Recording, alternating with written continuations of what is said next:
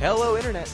Gino, that Pinguino Greco, here again with another episode of Deep Listens. And today is our episode on Threads of Fate, one of my favorite games from my childhood. And I am joined, as always, to discuss this game by Pete, the Doll Busby.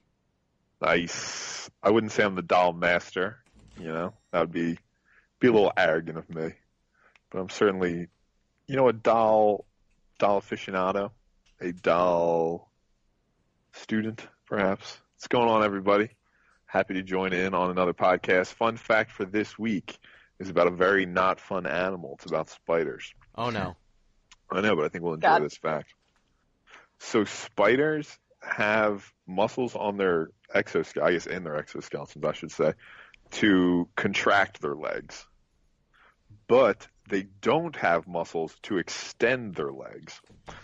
So in order to extend their legs, they need to rely on the hydraulic pressure of their hemolymph. Huh. So they just pump basically what their equivalent of blood is into their legs in order to extend them. And like certain spiders can do it up to, I think, 0.6 atmospheres of pressure, and that's what lets jumping spiders jump. Now that's already interesting enough, but what's even more interesting is that if you puncture a spider, oh no, yeah, it then loses that pressure. So if it loses enough hemolymph, the pressure will drop enough that it can no longer extend its legs. That's why when you see like a dead spider, their legs are always curled in. Oh, yeah, I did not know that. That's horrifying. Yep, just another reason to hate spiders. So spiders run on hydraulics. Pretty much, yeah. But if they Wait, lose their... when did these fun facts start happening? Is this an always thing? Because I feel like last time I was on the podcast, this was not like a thing. No, there was one last. No, not last time, but like early ago. on. So for a while, went for a while. Yeah. Yeah, and then there was a stop, and then we got a request to bring them back, and I always give the people what they want. Yep. So now they get spider facts. now they learn that it turns out spiders run on hydraulics, except instead of oil, it's their goo. It's their hemolymph. And if they lose their goo, they can't move anymore. Nope, but they still live. Legs. Yep. But they still live. And that other voice you heard, welcome to the nightmare, was Noelle, the magic master, Greco. Hello. Sure. Trap master? Do you want to be trap master? No. I'm good with magic master. I'm good with that. You've got mode, psycho. I don't like trap master. He was just kind of a dick. What's higher, a trap master or a trap star? That's fair. These are the questions. I feel like Trap Master doesn't need to do anything. Well, he's doing a lot of illegal things. I mean, define illegal. Like, where does legality really fall in this game? Yeah, I was going to say, what's the legal system in Threads of Fate? Yeah, that's true. I mean, someone is openly trying to take over the world, and no one seems to be doing anything about it. No one cares at all. Everyone's actually into it. Yeah. Like, hell yeah, let's do it. They're like, yo, the Earth's government's terrible. We think you're way better, like child with magic. So let's go. Let's do it. Let's overthrow the society. Yeah. So before we discuss Threads of Fate any deeper, we've got feedback and emails. Woo! Yay! So first off, you can get in touch with the show by reaching out at @thatpinguino or at DeepListensPod on Twitter, deeplistens.libsyn.com. We've got comment sections and Deep Listens. Wait. Deep Listen. Every time. I usually get it right. I usually do. You're just overthinking. Deep Listens Podcast @gmail.com. See, this is what happens when you have pod on one location and then podcast on another. This rarely happens. You can read out Deep Listens Podcast @gmail.com. And you can sound something like this. This comes in via Twitter from Joseph Dante. It says, Gino, I tried submitting a comment on the latest podcast, but not sure if it went through. So here, I saw Walden a Game was recently released. I suggest playing it, but I don't. Pond? I'm guessing it's the book, but a game was released. I'd suggest playing it, but I don't want you guys to suffer. Thank you for bringing this to our attention. Let me just take a quick... I didn't peruse Steam to see what Walden a Game looks like. I hope it's just Thoreau just being sad. Many awards. Many awards. Play deliberately. Wow. Okay. That's the tag. I don't see it on Steam. It's not on Steam? Here's WaldenGame.com. Oh, great. Walden Game is an exploratory narrative and open-world simulation of the life of American philosopher Henry David Thoreau during the experiment in self-reliant living at Walden Pond. So it's a Thoreau simulator. Okay, we might need to play that. When did it come out? When did it come out? 06 or no, sorry, 16. It looks like. Fuck, it's not in the running for Game of the Year, but it would be in the running for Game of our Year. Game of all time, perhaps. I really wanted it to be the only thing we played in 2018, and the winner is the only game that we played that came out in 2018, Walden. the one line on the site.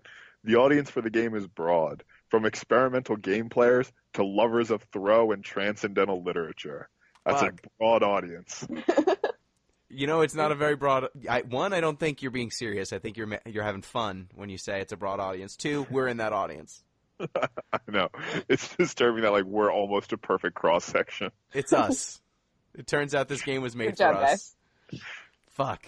They heard the podcast. I just hope there's a lengthy section about ants, because I remember that being a thing. I have a copy of Walden on my bookshelf right now. I'm sorry. I've never read it. Honestly. You haven't? No. You're missing out. Wow. I'm sure. The riveting stuff. That's why I've been living so non-deliberately all this time. He stares at pawns and is like, well, pawns are... And then he takes lessons away, and it's like, oh, well, we're people, not pawns, so... So is that just like mindfulness? Yeah. Only they rebranded it recently? It wasn't recent. He did it in mindfulness, I'm saying. Oh, yeah. It's more of an anti-capitalist, anti-society idea than mindfulness is, though, as far as I understand it. Got it. Yeah, so it's with the added social context. Yeah. Got it. Yeah, it's a lot of taking things from the natural world and disconnecting from society and being able to literally be self-reliant. Making your mother do your laundry. Yeah, but that's the thing about Thoreau. I had a professor who banned people telling him that Thoreau is a hypocrite at the beginning of his discussion of the American Renaissance. Is it because he's a hypocrite? Yeah, it's because he is, and it's not interesting. No. Oh, okay. But still important. He just has heard it before. I thought he was defending him. No. Therefore, he would not have it in his classroom. No, he'd be like, okay, so for the person who's going to say, well, actually, Thoreau wasn't actually self-reliant. Yes, he wasn't. You're right. Nailed it. You're the first one to say that. Way to go. We're done. Now we're gonna talk about his ideas instead of. You get 16 weeks free this semester. Enjoy them. Yep, you unlock transcendentalism. They're all hypocrites. We don't have to listen to them. Why not, instead of playing the video game, why don't you guys just go to a pond and just stare at it, do your laundry, and stare at it? Just an hour and a half long blank podcast. No, nothing's wrong with the audio. No, I think a more accurate thing for Thoreau would be to go to a pond, start recording a podcast, and just anything we see, we start just analyzing it just really intensely. And no one tells us to stop. Just anything that comes into our head, we just put down, and then at the end we're like, and this is how you should live your life. And this is it. This is the truth. Yep. New podcast idea. So, long story short, thank you, Joseph, for pointing this out to us. We will probably take a look at Walden a game at some 100%. Point in the future. We absolutely will. And we also have an email from a lunatic. This comes from Zombie Pie, who sent an email this time. So sometimes he puts a comment on the podcast comments. Sometimes he sends an email. Sometimes he sends me a direct message. This one's an email. It's not on YouTube comments. At least he's using the email like a adult. He says, "How do you do, fellow kids?" What? Nice. He's connecting to the youth. Yep. Oh, yes. It is me again with another long-winded treatise on why you numbskulls are wrong and why I am a glorious bastion of enlightenment. I hope this is something you got from the Cato group. Yep. I've been listening through some of the classic episodes of the Deep Listens podcast before I came around and gave you all scabbies. That's right, Pete. I licked the rim of your soda can while you weren't looking. To our dearest listeners, this is how you defeat communism. Regardless, I noticed an old episode of the podcast you once cited the Zimbardo prison experiment and Milgram's experiment on obedience. Yes. We were all most likely discussing the banality of evil, the validity of Nietzsche, or some shit like that. Anyways, I just wanted to interject with one request. Please stop citing the Zimbardo prison experiment. Yeah. The study engaged... He's got me on this one. Yep, the study engaged in multiple acts of experimental fraud and violated several ethical rules. Not only that, but Zimbardo is an asshole. Yes, but he also, is. Sorry, I just feel like anytime it's talked about, isn't it obvious that, like, isn't it stated that this was a horrible, horrible idea? And was, like, not only was it a terrible idea, and it also, didn't... like, more morally wrong, and I feel like, in the psychology world, the only time we bring it up is, like, this is what you can't do. Right, but he even misrepresented the whole thing. Like, he suggested that they all just did it on their own. Yeah. Here's what ZP has to break this down, so he gets into it. When the participants of his study were not engaging in the behavior he wanted them to, he gave them orders. Subsequent revelations about the experiment revealed that the guards didn't even have to guess how they were supposed to behave. They were primarily told by Zimbardo and his associates. Not only that, but the long-term psychological impacts Zimbardo claimed his study had on its participants were entirely fabricated. In one case, a graduate student whom Zimbardo documented as having a mental breakdown admitted they acted out on purpose. Their reasoning, they were bored and afraid they were behind on their studies as final exams were coming up. With all of these issues and the fact Zimbardo deliberately created a hostile environment, psychologists now believe nothing can be concluded from the experiment. Additionally, no one has been able to replicate Zimbardo's final results. In fact, Dr. Why is anyone trying? I don't know. In fact, Dr. Peter Gray, the author of one of the most studied college textbooks on psychology. Noelle, did you study this one? I'm sorry. Say that again? A textbook from Dr. Peter Gray. I don't know who wrote all my textbooks. Well, get on that. Take a look at your textbooks. Get back to me. I'll be reading for a while. Yeah, I'll just go through all my textbooks. Okay, he removed the study from his textbooks due to the lack of credibility way back in 2013. Now, if you're wondering about Milgram's experiment, and Pete and Billy both cited it before, shit gets even more complicated. It has only been partially replicated. However, in these replications, participants experienced long-lasting psychological effects, possibly due to the lack of proper debriefing by the experimenter. Okay. And also, they were made to think that they murdered someone. Just a small thing, but okay, go on. Additionally, just like Zimbardo, Milgram was found to have coerced his participants to get the results he was looking for from the outset. In 2004, Gino, an Australian journalist and psychologist, found some of the participants in the original study and discovered most test subjects knew they were taking part in a low-stakes charade. Participants treated the study like a joke and humorously engaged with their supervisors. Furthermore, Perry also caught Milgram cooking his data. Experimenters didn't have a control and continuously went off script to get subjects to engage in a desired behavior. The current conclusion is even if Milgram's data was solid, it is unclear what, if anything, they prove about obedience. So again, please stop citing it. And he sent a follow-up email with references. I'm going to cite it twice as much now.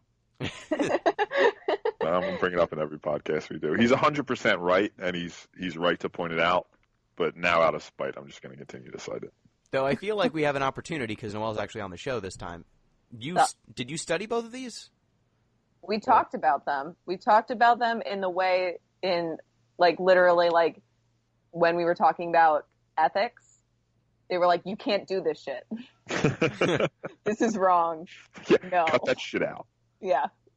That's the only context in which we really talked about it. It wasn't the merit of this experiment. It's these are the things you shouldn't be doing. Because these are humans, and you can't be doing that. Yeah. The IRB is not going to be too pleased. Yeah, exactly. So. Okay, so these two experiments have gone long enough where they are just cautionary tales, and all of their results are just not credited at all. Yeah, no. Okay.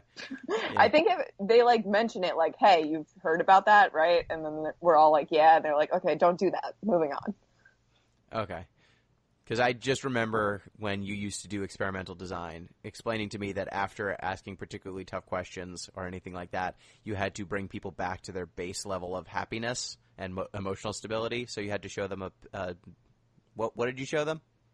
Okay, so basically we made them listen to a song that could be defined as a sad song, but a lot of people liked it. But anyways, Was it so Ocean to get Avenue them- by Yellow Card? No, but close. It should have been Ocean's Avenue by Yellow Card. Next time.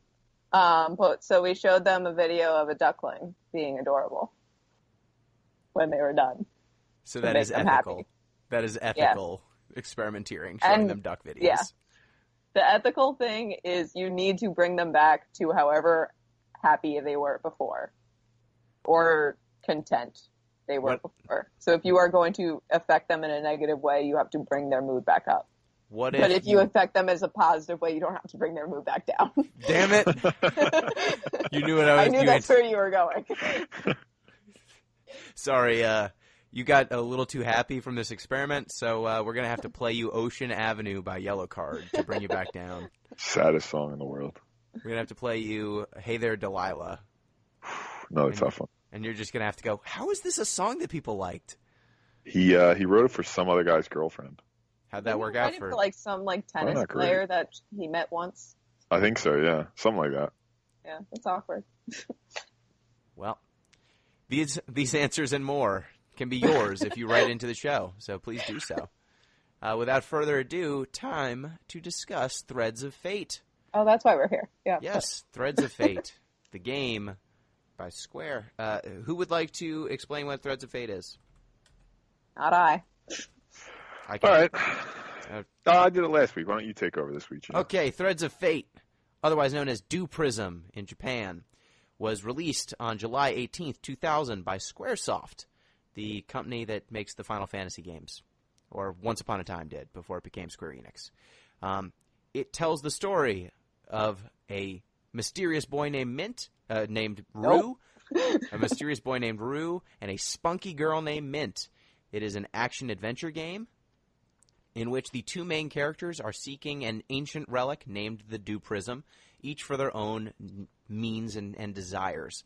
But at the beginning of the game, you can pick between the two characters, and depending on which character you pick, you will get you will get a different story with different mechanics as you play through. So Mint is a magic user, and she wants the Du Prism in order to reclaim her rightful place as heir to the East Heaven Kingdom. She was going to be the queen, but she is deposed. And then Rue is a mysterious boy whose love/sister/ mother figure. There's It's this girl, really weird. We're not Claire. really Sorry. sure We'll talk about what's that going later. on there. she's his everything. She dies, and he wants to bring her back to life. So each of these characters are seeking out this powerful ancient relic that was created by a race called Aeons. Yes.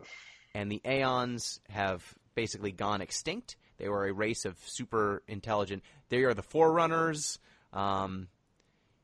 Whatever ancient civilization that's gone belly up that you want from video games, they're that. And they left behind a bunch of relics that are super magical objects that give the bearers incredible powers. And the Du Prism is the most powerful of all, and will give the owner control over reality itself. And so these two characters are each after it. Rue is after it to bring back his love or friend. It's Person. Friend It's love. awkward. It's person. Yeah. It's complicated. Yeah, and Mint is after it to take over the world. Less complicated. Much less complicated. But So, just as altruistic. Yes. and the gameplay is largely a third-person action-adventure kind of platformer. Think like Brave Fencer Musashi. No, Or no. like proto Kingdom Hearts. Yes, I would say Proto Kingdom Hearts is actually probably a really good way to put it. Definitely close to Kingdom Hearts 1 in terms of the platforming and level of complexity. Yes. And there are slightly different gameplay mechanics depending on who you pick. Rue has a sword and can transform into a variety of monsters. And Mint has 2 rings, and she can perform magic. So the way that you kind of maneuver through the world is different depending on which character you're playing as. Rue, generally, for puzzle solving, has to go find a monster and kill it, and then assume its form in order to pass a puzzle. Mint just kind of gets new powers as you beat levels, and those new powers will be used to to defeat new obstacles. So you kind of got this one character who plays a bit like a Swiss Army knife in Mint, because she is constantly adding more tools, but none of her tools are especially good. Whereas Rue's just a knife.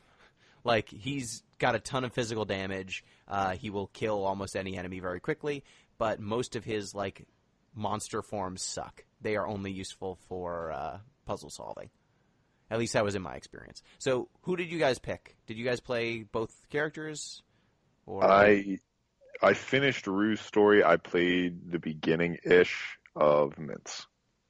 I finished Mint's story, and I watched a video of someone playing Rue's story.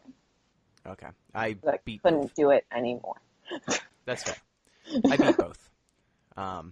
So we each have different perspectives. Whose storyline do you think we should discuss first? Or should we discuss the structure? I think we'll start with the Mint's stories. is super easy to get through. Rue's is pretty straightforward, too. They're both pretty straightforward. Yeah. But whose do we find more interesting? Mint's probably. Rue seems kind of boring to me, to be honest with you. Then let's get Rue out of the way first. It's confusing. Let's get Rue out of the way first, because I think Rue is the most straightforward. He's got a traditional hero's narrative. Yes. Yeah. He starts off in the middle of the woods, it seems like. He awakens with amnesia, and he's taken in As one does. As one does. He's awakened by Claire, or he's awakened and found by Claire, and she kind of takes care of him. And then one day, a man with a gigantic claw hand, as JRPGs are wont to do, shows up and attacks Claire. Attacks Rue. Rue fends him off, and then Claire kind of tries to help, and she gets killed. Doesn't work well. Doesn't do a very good job. She does a bad job. Yes. She kind of hits him once and then gets killed. And her one hit with her hoe did not do a lot of damage. No, she was more DPS. And so Rue's friend, love interest character is immediately fridged. Just immediately killed in order to propel his story. And then he goes to the town of Corona, which is just kind of this backwater town with not much going on except relic hunters, people who are searching out these Aeon relics. And he quickly kind of comes into contact with a bunch of friends that will help him kind of on his journey. He meets Klaus, a local merchant who doesn't seem to sell anything. No, he's more like an anthropologist than anything. Yeah, but I assume, isn't he like selling stuff to... It says it's a shop. Yeah. But I don't know what they're trying. No one buys anything. Selling. Yeah. They have like things around, but I don't know. You can't buy anything from there. Yeah. So there's Klaus, his daughter Elena, and his wife Maya. Oh, Elena. Yeah, Elena's kind of a ditz. Maya is cool. I like Maya. And they kind of... You're saying the wrong person. No, Maya is Mint's sister. Maya's Mint's sister. Who's Klaus's wife? You lost me. Mira? I'm lying. Is it Mira? I don't remember. Really memorable character. Yeah. I like her too, though. That's she was a badass. Yeah, she's got a sword. Yeah. I do like that you kind of find out. You do kind of find out about Maya, about not Klaus's wife. Let me find what her name is. You do kind of find out about Klaus's wife a lot more through people in town. Like, they talk about how she's a badass. Like, she used to be a swordsman and all sorts of cool stuff. Mm-hmm. But she does not really She's not outward about her badassery. No. She's mostly like, I'm going to make you some food. Yeah. She's pretty chill. She's very accommodating. Okay. Let me see if I can... Google not working out for you? No, I'm going to get it. Klaus's wife. Smokey. Nope, not Smokey. Not Blood. Smokey and Blood. Doesn't have any... Klaus's wife. Okay. She doesn't have a name. She's never had a name. She's a swordsman. She's cool. You then meet some other rival kind of treasure hunters in Belle and Duke. Belle is this lady with a haughty laugh, and she's upper class.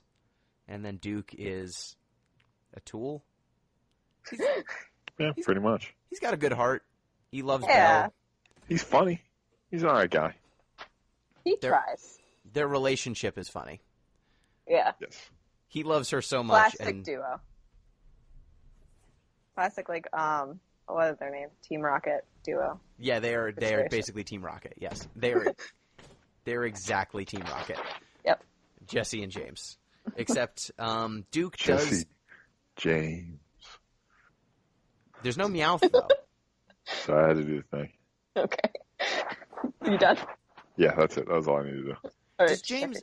I mean, they both kind of put on costumes. Duke is the only person who puts on costumes in this one. Yeah.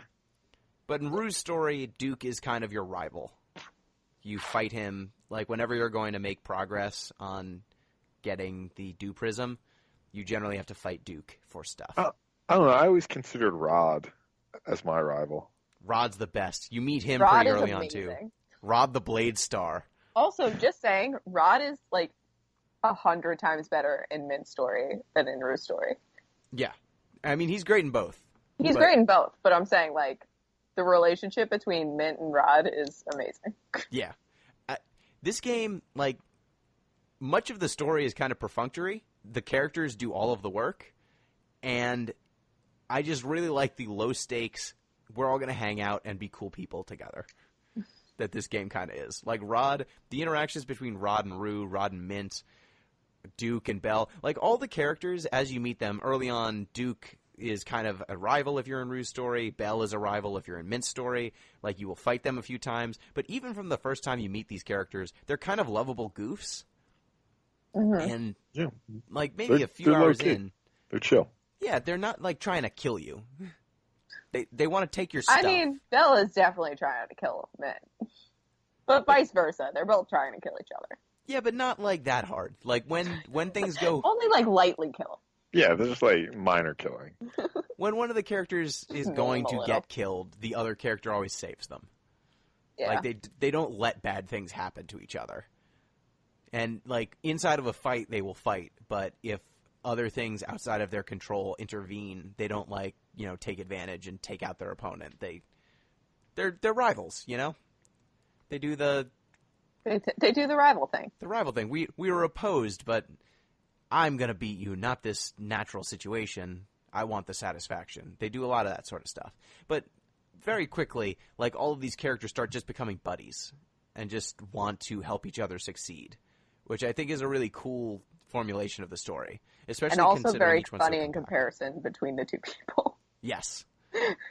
Yeah, so with Rue, you basically save Elena very early on. That ingratiates you to Klaus. You meet Mint, and she immediately is like, I want to take over the world. It's like everyone's like, cool, the first crazy. thing she says about herself whenever she meets anybody new. Like, hi, I'm Mint, taking over the world. I'm going to take over the world. And no one's like, that seems bad. Everyone's like, you're cool. We want to hang out with you. You're fun. They treat her like she's the person at the party who's just a little bit too turnt. Yeah. Like, you seem a little bit, this might be dangerous, but you're fun. We're going to keep you around. We'll keep an eye on you. Like, we'll make sure things don't get too out of hand. Do your thing. Well, we're also like, let you do your, yeah. Let you do you. Thing. Yeah, so, like, early on, she's, you know, she joined, she doesn't, like, offer to help Rue. She's like, you're going to do some stuff, and I'm going to take, she very clearly wants to betray him immediately. Oh, yeah. Just constantly. Absolutely.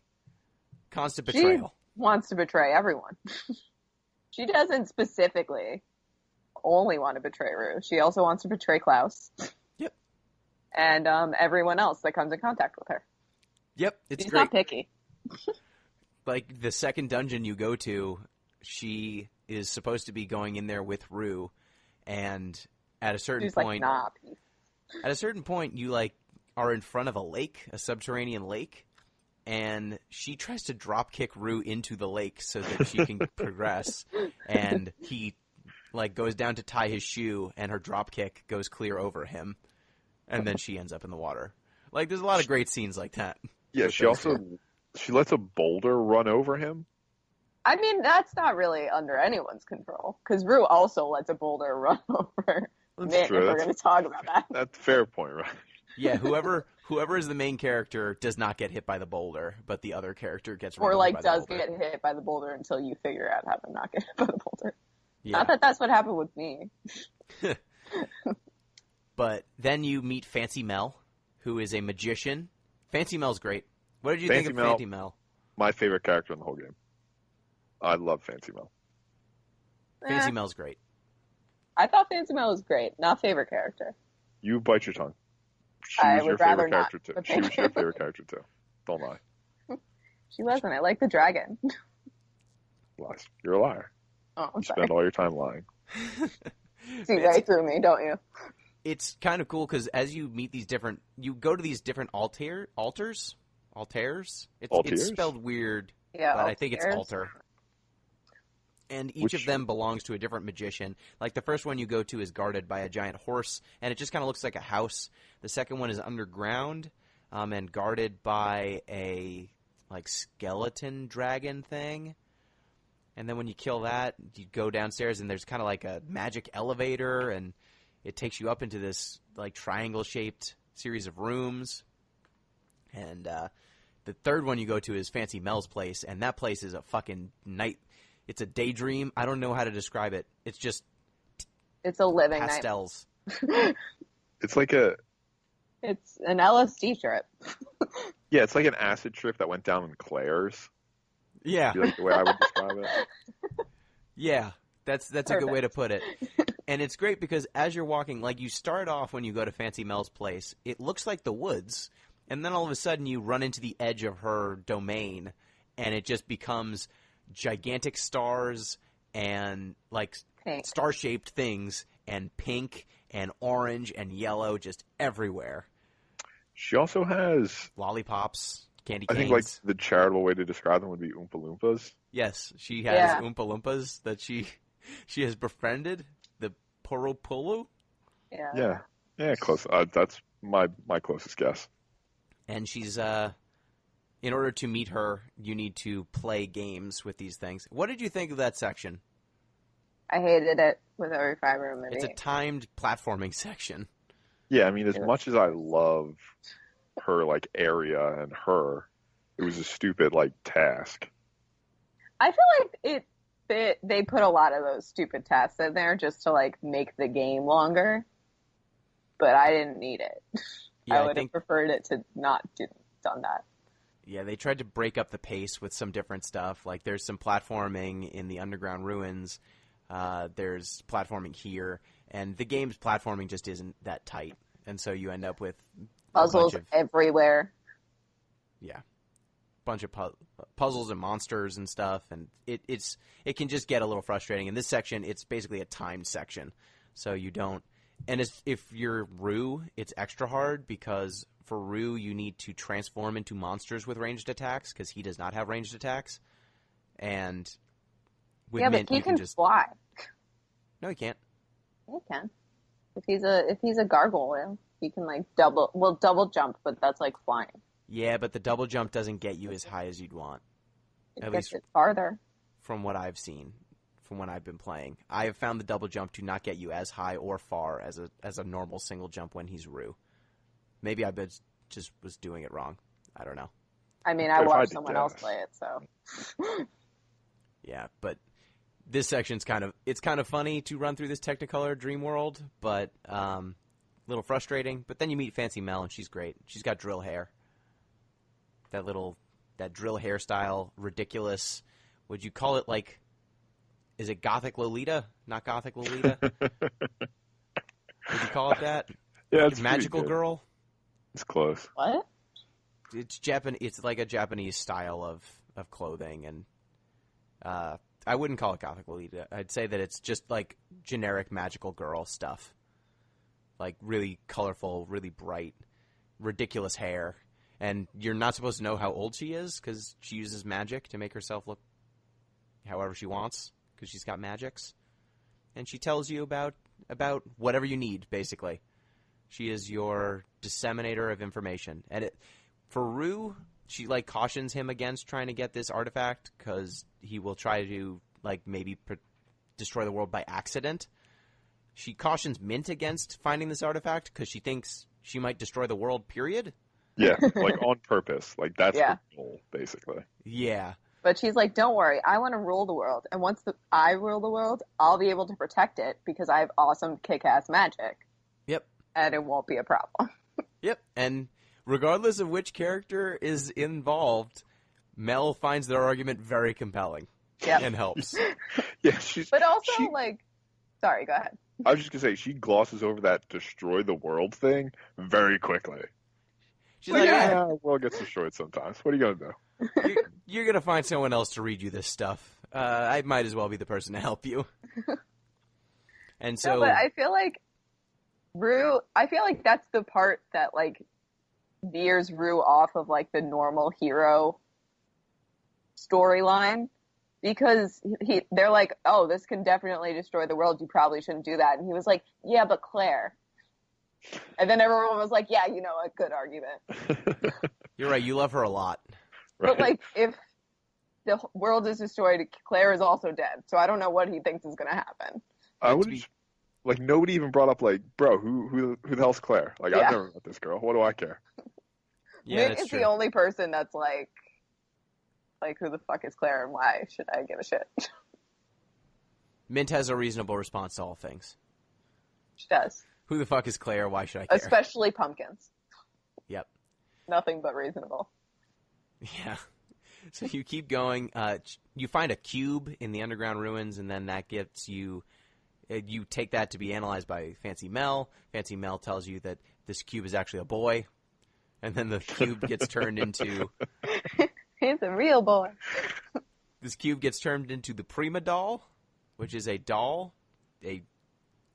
I guess that they call Prima. Yeah, an artificial life form, basically, that is designed to unlock the ruins where this gigantic relic is. And you need to give him... This gigantic world-destroying relic. Yep. You need to get him artifacts to power him up so that he can unlock this ancient tomb, basically. And you need earrings, shoes, an amulet, a tiara, and... Gauntlets, I think? Gauntlets, no? I think. Yeah. Mm-hmm. So you need, right. And you then need to all get the him all these Infinity things. Stones. Yeah, once you've assembled the Infinity Stones, you gain all of the powers. But then he snaps his fingers and the ruins open. Basically. He says the magic words, open sesame, and then it opens. Yeah. You lose the tiara to whoever your rival is when you first find Prima. So you need to get that back, and you need to get the extra stuff. So at this point, there's the most obvious split in the two character storylines. Each character needs to go find half of the stuff that he needs. Half of the objects are at the Ghost Temple, which is where Rue goes, and then the other half is in a forest, and that's where Mint goes. And whichever character you control, you kind of go through their adventure there. Rue's section is a lot of like dolls that you need to fight that are like dolls and zombie looking things and skeletons. What did you think of the Ghost Temple? I didn't play as Rue. I watched Pete, it being played. What did you think of the Ghost Temple? I honestly liked the Ghost Temple. I mean, it had it was just nice that, and I think this is something we should bring up, that there was a lot of sort of distinct gameplay between the two characters. So it's nice insofar as it's just like, all right, this is Rue's area. But, Yeah. you know, I generally like the spooky vibe to it, you know? I like to be spooked. Yeah, and The spooky spooks? there are most definitely spooky spooks. You can turn into a skeleton. There's a lot of just like puzzles where you need to find out which creature you need to turn into, and the creatures that you need to turn into can vary in reason. Like sometimes you need to jump to something where you need a higher jump, so you need to turn into a monkey. Sometimes you need a longer jump, so you need to turn into a dog. Sometimes you need to turn into a doll because this doll has like a special ability that when it steps on certain objects, it can teleport. So there's a lot of puzzle solving just in finding the correct monster to murder and then using it to progress. And you do eventually find Elena there. She follows you. Wait, hold 1 second. I feel like a flaw in that design is if you become one of the dolls, why can't you just move about without anyone attacking you? They know. How? They always know. they're just going to gloss over that fact and just be like, yeah, of course they know. Yeah, all the people know. They always know. Okay. Like, it works on all the humans for the most part when he turns into stuff. Like, he turns into a Pollywog early on, and Elena's like calling him Polly. Yeah, just for the rest of the thing. And Blood and Smokey. That's it. He convinces Blood and Smokey that he's totally a Pollywog. Yep. Freaking Blood and Smokey. I like even Blood and Smokey, who are just like these dumb thugs, eventually become kind of lovable goofs. Well, yeah, because never mind. Because I was going to say something at the end, but I don't know. Yeah, we don't need to get to the end yet. Yeah. I found that the chimeras in the undead, the ghost temple, kind of suck. The bosses that you fight. Yeah, I mean they're not the best part of it. No, Rue's sections I just find really easy because he's just so powerful. Like his physical attacks deal almost sometimes. They start out as powerful as Mint's are towards the end. There's really no reason to transform beyond puzzle solving. You should not transform. He does less damage generally in his monster forms, and his attacks, because his sword is so big, generally reach as far as you need them to. And he's even got like an AoE horizontal slash that clears out areas. So he's just really powerful. Like his magic's terrible, and he's got no ranged attacks really, but he just hits so hard that it kind of doesn't matter. I was able to slop through most of the game as Rue, just running up on things and just saying, I'm going to trade blows with you and you're going to die first. Mm-hmm. Pretty much. Get to the Ghost Temple, you clear that stuff. Mint betrays you. Shocking. She teams up with Belle and Duke to ultimately try and betray him and get the artifact without him, but that falls through. Because when you go to unlock the tomb, you get attacked by Dollmaster, who is a representative of the East Heaven Kingdom, which is the kingdom that Mint hails from. And you get disrupted. As Prima Doll is going to unlock this place, the ruins, basically he's attacked. Rue is attacked, and it turns out Rue is not human. He's a doll. No way. Yeah. Humans can't just randomly turn into animals? No, weirdly enough. It's not his superpower. Damn. I was hoping to be a dog.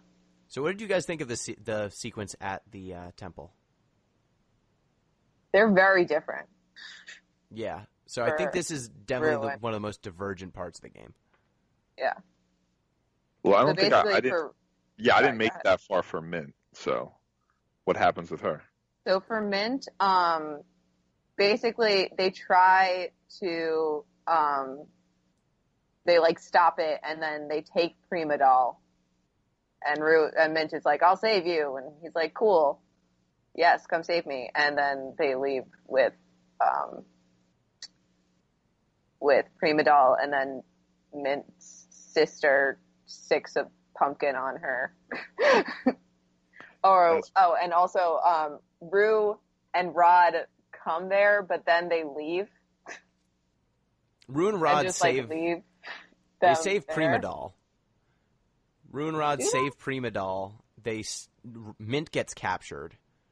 I thought at that point I thought Prima Doll got captured at that point. No? They definitely. I think they save Prima Doll. They leave Mint. Mint gets captured. Yeah. Then Rue comes back for her.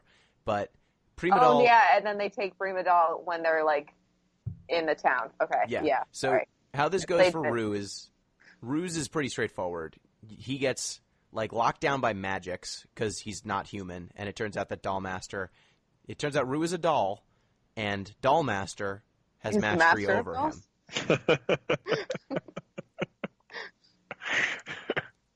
So he uses his doll mastery to stop Rue in his tracks. Yes, the master of dolls uses his doll mastery, which causes Rue to be unable to fight. Then should we go over that again, because it was really complex, guys? Yeah. So there's a character. There are 4 characters, each of them masters. There's Doll Master, the master of dolls. Mode Master, who can transform. The master of modes. The master of modes. Her power is she can transform into things. Trap master, the master of traps. He likes planting, like, exploding bombs. That's his thing. And he has spiky punk hair. Yep. And psycho master, which Who is not master of He's the master of psychos. No. No, that's not his... That's not his thing. No, I don't think his so. eyes are closed, and he seems to have psychic powers. That seems to be his deal. And he can teleport. Also, everyone can teleport, except for the main characters. Yeah, which is super Except weird. for everyone that... Why, like, even really Duke. Like, where did Duke get his teleporting abilities from? Where did Duke get his ability to become the things that he dresses up as? You mean his acts? He doesn't have a power. He just tries really hard. He studies. But he, like, jumps into the sky really far when he's a star. Yeah, he's just a super tryhard.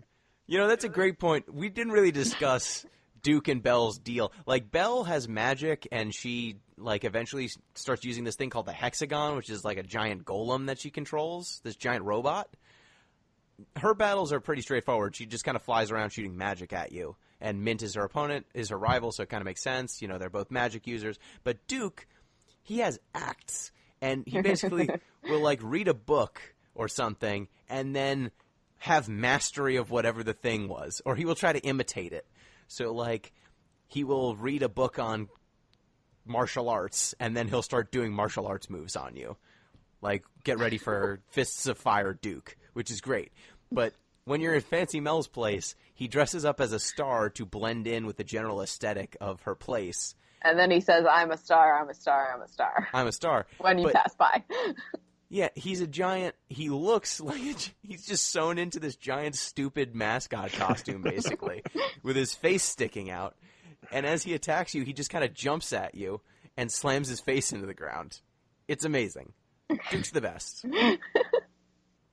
And he just keeps throughout the game as he gets way more to do in Mint's section. I feel like we skipped the dragon. We did skip the dragon. Yeah, you need to get an amulet for Prima Doll, and there's Wyleth. Wyleth? Yeah. Wyleth, the world's most ancient dragon, and you need to take him on to get this unobtainium that you need to use to make Prima Doll's necklace. And it's great. The conversations, he does not want to give you the thing. Whatever you need, he doesn't want to give it to you. If you're Rue, he's like, no one should have this relic. Sorry, your girlfriend or whatever, it's complicated, dies. Yeah. Even the oldest dragon it's complicated can't figure this out. He's like, listen, I've been around for 30,000 years. I've never seen anything like this relationship. I can read your mind and I still don't get it. I'm sorry your mother girlfriend is dead, but I can't let you carry on. And then you fight him, you fight the dragon, and he will be like, ah ha ha, you're a very spirited fighter. Way to go. But the thing is, I feel like he's still indifferent towards Rue. He's like, yeah, you're a good fighter. Like, take the thing. But, like, also, like, Where with Mint, he's like, you know what? I want to be by your side when you take over the world. So, like, hit me up when you're ready. This is going down. I want to be part of it. I'm giving you my cell phone number. Call me. Let's get it busy. Yeah, let's do this. It's Come great. on. And, you can be my Khaleesi. We'll be great. Like, Rue always has these moments where he's like, I'm trying to save my girlfriend mother. And the characters are like, oh, my God, You've gone through so much. We need to help you. Like, eventually Belle and Duke get... Has he gone through so much? I mean, his sister... When's the last time sister your mother wife girlfriend is dead. died? Noelle? I'm so sorry. You're right. I don't have a mother girlfriend. so I don't know that pain. But when she dies, like, everyone, even eventually Belle and Duke are like, oh my God, I can't believe that we were trying to keep you from this. We're going to try and help you. Rod feels for you. Like, everyone's trying to help. The dragon's like, okay, you need it. But Mint, in parallel, every single time she's talking to people, they ask her, oh, why do you want this relic? She tells them to take over the fucking world. No, Gino, to take over the expletive world. Yes. And she does get to curse. She curses. She doesn't. They say expletive. Yeah, but you know what she's saying. You expletive. Can we talk about the brackets for a second? Sure. Like, I get that, like, the curses are bracketed off. That makes sense to me. But why is relic I have no idea. in brackets? I don't Bothered know. me too. I don't know. They must have thought that would help with the context somehow, but it does not. No. Was it because we didn't know the name of the relic, so that was just like the placeholder? No, because all of them are relics. Like the Book of Cosmos that Maya has. Mint's Yeah, I know, sister. but until we have the name for the dew prism, we always refer to it as the in brackets relic. So is that just a placeholder because we don't know the name? No, because they Of do that it for specific other one. relics too. Do they? Yeah. Yeah, it just always says relic. It's always like my relic, the Book of Cosmos. Yeah, but I thought they just refer to it as the Book of Cosmos. They do, but they refer to it when they refer to it as a relic, it's still in brackets, even though you know that it's the Book of Cosmos. When they call it the Book of Cosmos, it's not in brackets. I think that they're just trying to do a proper noun, like this does not mean relic like you think it means relic. It means relic in this, in the context of this universe, which I will take them using a word that has meaning in plain English and just like adding some additional meaning to it specific to the world rather than dreaming up some other stupid name. Coming What's up with wrong with another proper imagination, Gino? noun. Because then I might not know what they're talking about. They Like talk say, about it enough. you'd If they think, came up but with another word, you wouldn't figure it out. you'd think, but in Final Fantasy 13, it turns out no matter how many times they say Lassie, Pulse, and all the other ridiculous things they say in that game, it never gets better. I wish they had said relic. You're asking for so much. I am. So yeah, the dragon section when you're Mint is great. He's awesome. When you're Rue, it's okay. That's why he's my favorite character. Because he's just so down for it. Yeah, he's At like, first burn them he's all. like, no, like you can't do that. And then he's like, you know what? You're spirited. I like you. Let's take over the world. Let's do it. I'm in. Put me in, coach. He's ride or die. Like, Yeah. you're right. He's down. You kick his ass, and you're like, hey, dragon, you want more? And he's like, nah, we're good. Yeah, we're cool, man. So the cool thing is the encounter at the lake. In Rue's section, Dollmaster blasts him, and then Prima Doll, Mint comes and saves him. She like drop kicks Dollmaster and saves him. But then Prima Doll is going to be forced to unlock this tomb, and instead of unlocking it, he turns himself off, basically. He commits weird suicide. Doll suicide? He shuts down and refuses, basically. And he stays in kind of this stasis state and will not turn himself back on. And so you, at this point, kind of need to find another way to, defeat Dollmaster and make it okay for him to unlock this tomb. At this point, what happens in Rue's story? Like, I know you have to go to the tower that Maya creates around the ruins. Right. But what's the rationale there? They don't take Prima Doll. The rationale for going to the tower? Yeah. He's, is this the point where, like, he's affixed to the gate? Yeah. Like, you have to go and basically save him from being attached to this tower. Okay. It's the same basic idea, really. It's just he doesn't go anywhere. He's just, like, stapled to the tower. Yeah, so for Mint's story, she's going to unlock it with Prima Doll. She gets attacked. Maya, like, 6 pumpkins on her and beats her up. As you do. Rod shows Mint up. hates and pumpkins, by the way. Yes, we never she hates explained pumpkins. that. She just hates them. She can't hates stand them, and therefore she gets attacked by them. And even though she just doesn't like the taste, apparently seeing them in their full form is also very painful for her. Though, to be fair, Maya summons monsters that look like pumpkins. They have arms and they roll around and are alive. And that Which would freak be me out, absolutely too. terrifying. Yeah, 100%. Yeah, but also, like, she's been facing monsters this entire time, and she always gets completely defeated by a single pumpkin. She's always like, oh, my badass magic, and then a pumpkin comes along, and then she's like, got fuck she's pumpkins. toast. Fucking pumpkins. Yeah, well, they do. The They always dragon drop wouldn't them, be down if he saw that. They drop them on her head always. But she gets taken out, basically. But then Rod and Rue and Duke and Belle all show up and help, basically. No. Rod Rue and comes. Rue. Rod and Rue come. Yeah. Rue comes and she like kicks him because she's like, why would you leave me? Well, no, she. When they're still there, like Prima Doll gets saved by Rod and Rue, and I think Belle and Duke are also there. Like I think everyone's there basically. I thought you were talking about when they've rescued her. No, they abandon her. They take Prima Doll and abandon her, and she gets captured and sent to jail. And it's not even like they tried and that they like couldn't get to her. They just booked it. They're like, deuces, we're out. Like, bye, Mint. You're good, right? Mint's locked in jail in her sister's tower. And then Rue basically breaks in the form of a hedgehog and then saves her. And this is where Mint finds out that Rue is not human. So you can go pretty far into the game without knowing that crucial fact if you're playing Mint's story first. Then you escape. No, because Elena at one point is like, sometimes he's a polywog and sometimes he's not. Wink, and then he runs away. Yeah, but she's also says a lot of dumb stuff. Yeah, that's like 90% of her. You never know with her. You head back. Prima Doll is not captured at this point. And all of the masters, since Maya does not want to open up this tomb, she thinks that the tomb is safe. So as long as Prima Doll is not there, it's fine. All the masters, though, because it turns out Doll Master is evil. What? It was only completely and instantly obvious the second you saw him on screen.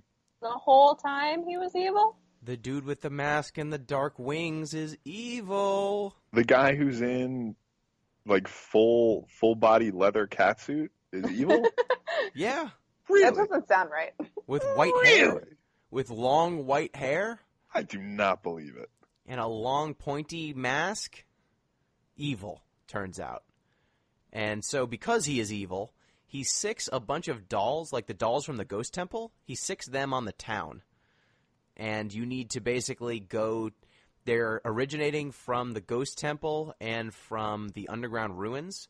And as Mint, you go to the underground ruins. Rue goes to the Ghost Temple to try and figure out where these monsters are coming from. You fight basically all the way down to the bottom. Mint sees her sister Maya, and then it turns out that they just wanted to get Mint and Rue out of town so that the masters can kind of go in and take Prima Doll by force with no one there to stop them. You go down there. I believe Duke and Belle both try to stop Doll Master and Psycho Master and all those people, but they get their asses Duke kicked. Tries to have another one of his acts, and he just goes into the sky. Yeah, they get team rocketed. Yep. They get shot into the sky. And then Mint and Rue kind of show up just in time, but they are threatened by the Masters. The Masters just basically say, we will burn this place to the ground if you don't turn this little doll over. And then Prima Doll turns himself in. Yeah, he turns himself in. And then he's like, come for me. And they're like, yeah. Yeah, and they eventually do come for him. And you basically then kind of progress as normal. Though you go to the Tower of Maya, you fight your way up, and then you get to another inflection point. At the end of the Tower of Maya, you get, I think, 2 different engagements, right? In one of them, if you're Rue, you end up stuck in the Book of Cosmos, because it turns out that Doll Master is the dude that killed Claire. Oh! Yeah. Yeah. He had a giant hand claw the whole time, guys. Just waiting to break it out. If I had a giant hand claw, I'd be throwing it out left and right. I'd be opening jars with it, all kinds of stuff. Oh, you need that pickle jar open? Don't worry. Got this giant claw right here. Yep. Yeah, man, that giant claw, it looks so cool, but he's actually way better when he's just using magic and stuff. But what can you do? You know, when you got a giant claw, everything looks like a giant doorknob. Nice, Gino. So you end up, if you're Rue, you end up stuck in the Book of Cosmos with Maya, and you have to kill this ancient Aeon whose soul is basically trapped in this book. And that will render it magically useless, because it turns out Rue's true purpose is to resurrect Valen, the person who created the Dupe Prism. He was an artificial life form. He was a Valen doll the whole time. Yep. The whole time. Here's where we get the ever popular artificial life, is it really life? story. And Pete, all the time. that cues you. So this is let me see if I can count how many times we've encountered this as a central plot point. So Final Fantasy IX, 1. Mm-hmm. That was definitely 1. I don't think Story About My Uncle counts. Nah, I mean they were at least like biological, you know. Yeah. Definitely Thomas Was Alone. Yep. Definitely the Talos Principle. Mm-hmm. A little bit in Persona 5 with the cat. Yeah. Sure. I'm not gonna go through every single one of these. Magic Pendule, definitely Magic Pendule. Mm-hmm. We've encountered this storyline a lot because it's very popular. All of the Geth in Mass Effect. Fucking cat. Yeah. Wuppo. Nothing in Wuppo. Yeah. Oh, but you have like a whole, like Prima Doll has a whole existential crisis prior to you guys really completing him. Yeah. Where once he fulfills his destiny, then he has nothing else to do with his life and he is obsolete and he has no purpose. And I prefer Mint's way of dealing with it, where she just hits him in the head and tells him stop whining. But Rue like tries to be understanding or whatever. Yeah, so Rue is like, no, I found a cause for my life and it's Claire. And then Mint just kind of hits him in the head and says, no, you can't. Look, I don't really care. I need you to open this thing. Get over it. Yeah. Quit whining. Quit whining. And also, I love goals. when she is talking to him about, like, how they can't give him up. And he's like, you could, like, I'm not going to make you guys suffer for me. So, like, just give me up. And she's like, we're not doing this for you. Yeah, basically. We're doing this for ourselves. So You're get just over yourself. You're unlocking a door and nothing more. And Rue is like, no, that's not true. And she's like, shut up, Rue. Yeah. Yeah. Rue's like, no, you're worth more. Input. She's like, no, shut the fuck up, Rue. Rue, when I rule the world, you're the first person that goes. Oh, it's so the dragon will kill you. Mint is so great.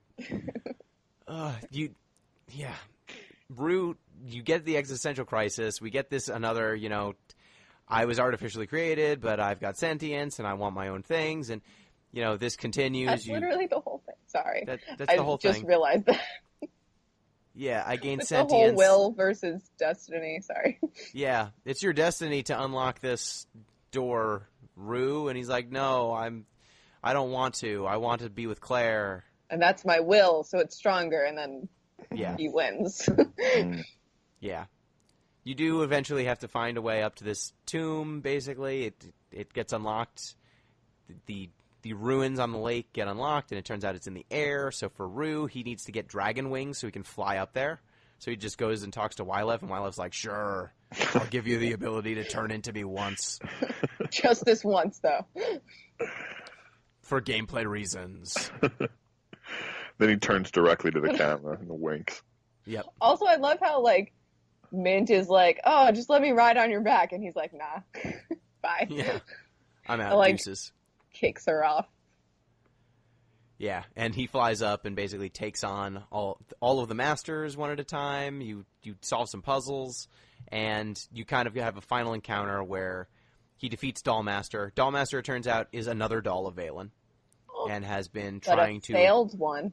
Yep. Because he does not his have... shiny jewel in his head doesn't work. Yes. And so he cannot resurrect Valen. He needs Rue to do it for him. Valen's also shit at naming things. Yes. So it turns out Dollmaster's real name is it Ruskian? It's all like that. It's all Rue, but then they add another syllable. Or a couple of syllables. I don't know if he's shit at it. He's not creative. It's like George Foreman. I think they just came up with the first character's name, and then they're like, oh, we have to come up with all these other characters. And they're like, just put some letters after it. It's Rushin. I guess, like, if I was busy creating all these, like, artificial humans, basically, I wouldn't have a lot of time for naming them. Yeah, he created a lot of them, and it seems like all the Aeons really hated him because he created the Dew Prism, and it was super cool and was better than all of their things, and so they were jealous of him and tried to take him down. Also, like, he tried to take over the world, which they're totally cool with when Mint's doing it, but when this guy's doing it, it's a problem. Because, like, if Mint took over the world, it'd be boss. Like, everybody would just be chilling all the time. Like, it'd be laid back. There'd be no pumpkins. Yeah. It would be great. But he wants to, like, rule everything and, like, change life as we know it, whatever. Wipe out all of creation and remake it in his image. All right, Thanos. Which is it's not as chill as Mint's plans. Mint's just like, I want to take over the world and then rule with my magic, and no plans after that. Yep. Step 1, take over world. Step 2, blank. Step 3, profit. Mm-hmm. Yep. Yeah, so you fight Dollmaster. Dollmaster tries to convince you, like, fulfill your destiny, and Rue's like, no, my will is greater than my destiny, and he wins the fight, and so that's the end of that. Turns out, ultimately, it wasn't convincing Dollmaster, it was beating his face in, and then he realized that will was greater. It wasn't so much the argument as it was the sword to the face. You defeat him, then you meet Valen, and for Rue, he gets one, like, Valen's like, oh, my doll, you finally arrived. You've resurrected me. Thank you. Please. Thanks so much for your help. You know, as a gift to you, you can use the Dew Prism once, pray to it, and then it brings Claire back to life. And then he immediately possesses her. Baller move by Valen. And it's like, yes, Valen you created this body has been created by the Dew Prism. It is the perfect body. Thank you. You have imagined the face of your destructor. And it is Claire. And then he fights. No, does he fight Claire? Kind of. Yeah. Yeah. You fight Claire. And then it turns out it wasn't the perfect body. Yeah. He can't hang out in Claire's body. Can't chill and there. then he tries to possess Rue, but Rue's willpower knocks him out. The power of love and friendship, guys. Sound familiar? And then Valen fuses with the Dew Prism, becomes a horrible monster. You kill that thing. And then Rue kind of goes back to town and talks to everyone. Everyone has a great time, and he kind of goes away to live with Claire. Well, and then he meets up with Claire, and they, like, don't know what to say to each other because she's been dead for 2 years in his jewel. And he's clearly super into her. He's clearly super into her, and then they, like, go towards each other, and then they just pan to everyone else, and I'm like, are they kissing? Are they hugging? Like, what's happening? We'll never know. Are they siblings? Are they lovers? We need answers, and we get none. We get none. We don't know. Is she holding him in her arms like a baby? We'll never know. Is he carrying her? Does he grab her hand and just drag her to the hotel? We never find out. Just consummate it right there in the middle of town. Does he have anything down there? Because he's a doll. We don't know. Does he turn into an animal first? Is it like that kind of thing that she's into? These questions and more. Look forward to Threads of Fate 2 to get into these hard-hitting questions. Mint's story, way better. Mint's story, so much better. In this part. Isn't that, like, bullshit, like, oh, it's my willpower that well, there's will a few defeat things. It. What? Like, there's a few things that happen here. Like, one, every time that Mint interacts with Duke, like, in Rue's story, Duke and Belle are your friend, right? They kind of sympathize with you, and then they are going to betray you, and it's very clear that, like, they rat on Mint immediately. That she's going to betray Rue. When you are in Mint's story, they are siding with Rue because Rue told them why he's fighting, and they're like, you need to help him. Like, come on. Yeah. Come on. But it's funny, because, like, in Rue's story, like, it's not that Mint had a very convincing argument. It's that she just, she'll just share the Dew Prism with them, or says that she's going to. Yeah. She bribes them. Yeah, but with Rue, they're like, oh my god, we understand, and we want to help, because you have it so hard, and the one person that you have in the world is dead, so let's save you, because we don't all have problems. Yes. But in Mint's story, like, at this point, Rod, like, when you first meet Rod, he won't fight you, because he's sexist. And then Mint drop kicks him in the chest. That was awesome. He's like, no, I only fight people with heart and passion. And like as he's saying the sentence, she drop kicks him in the chest. She drop kicks so many people. That's her. Drop kicking is very OP for her. For a magician, she throws a lot of drop kicks. She drop kicks Rod. She drop kicks. She only threatens Belle. to use magic in in cutscenes. She drop kicks a lot of people though. Yeah, like when she meets Smokey and Blood. Smokey's like, we don't, we're not going to take down a girl. And then she drop kicks him in the chest. Yeah. It's like, fine, we'll fight you. We must. She tries to drop kick Dollmaster, I think. I don't know that works. She drop kicks Maya. I know that. She drop kicks so many people. It's so great. Did she ever drop kick Maya? Because I feel like she didn't, and that was really unsatisfying. I think she tries to drop kick Maya. Maybe I think magic. She tries and she doesn't. She's not able to do it, and I wanted her to be able to do it because Maya was bothering me. Yeah, but it's great because in this section, like, you first have to, like, Rue gets wings. He turns into a dragon and flies up. Mint doesn't have that luxury. She needs to get a car. She needs to fly somehow. She needs to take Pinto. Yeah, you get two. So Rod has this boat, the Pulsar Inferno Typhoon Omega. It's not a boat. How dare you? You expletive. It's his super vehicle. He's got this awesome That's his baby. boat. And so Rod kind of lives on the edge of town in a tent with his dog, Johnny Wolf. Oh, Johnny Wolf. Best character in the game. Which, damn, man. Johnny Wolf. So, Johnny Wolf. We can agree that Rod is the best character, right? Yeah. Rod the Blade Star? He's top 2. Him and Fancy Mel. There's just so many great characters. Guys, why do you keep and the dragon? I like Duke in his stupid star costume. Okay, so it comes in again. At this point, like, you first have to take the Pulsar Inferno Typhoon Omega, or or as Mint calls it, the Pinto. You need to take it to her dungeon that you have to go to. Instead of the ghost temple, she goes to, like, some forest.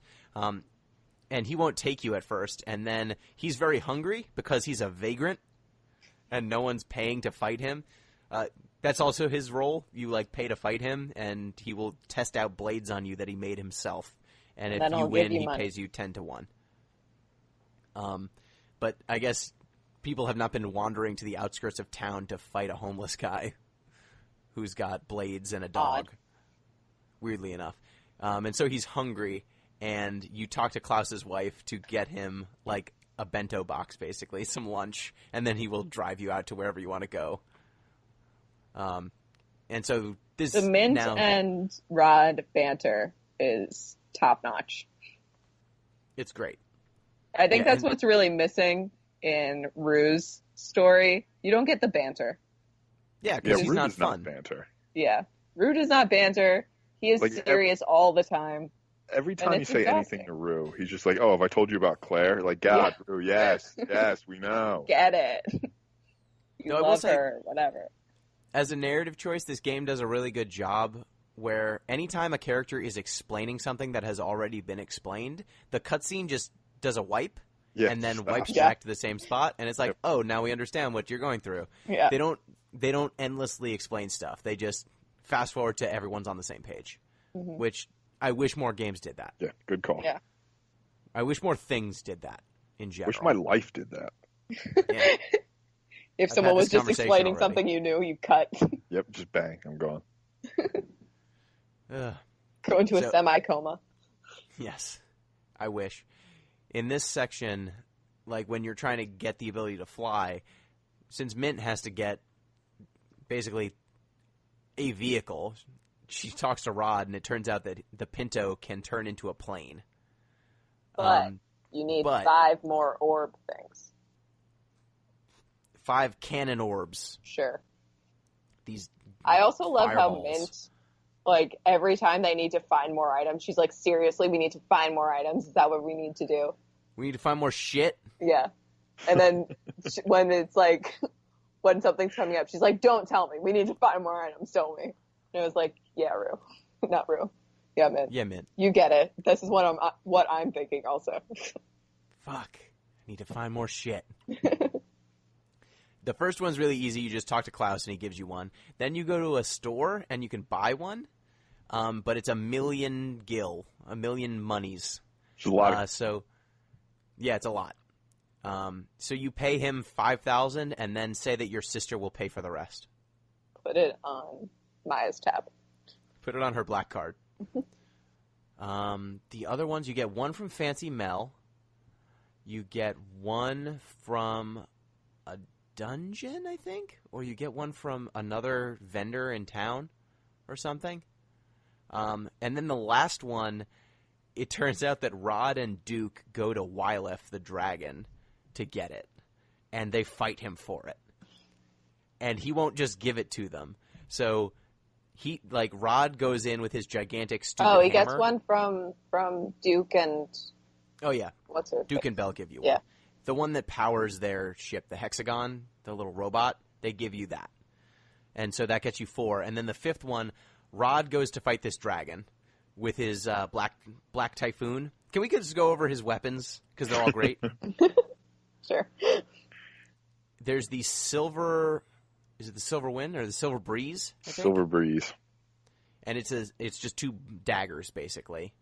Then he gets 2, hatchets. The Golden Gale. They're like scythes. Yep. And then he gets the Black Typhoon, which is a giant hammer with a fan in it.